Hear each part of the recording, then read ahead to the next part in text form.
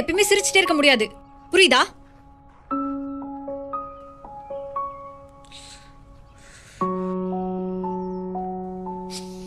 நான் தான் சொல்லிட்டேன்ல நம்ம ஃப்ரெண்ட்ஸ் கூட கிடையாதுன்னு. அப்புறம் ஏன் பேசி பேசி டார்ச்சர் பண்ற?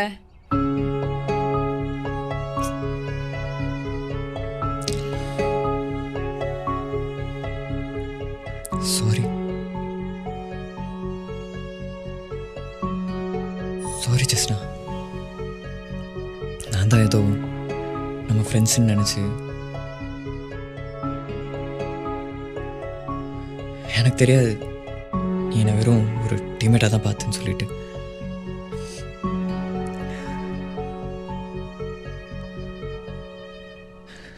எந்த கவலையும் இல்லாமல் சிரிச்சிட்டே இருப்பேன்ல.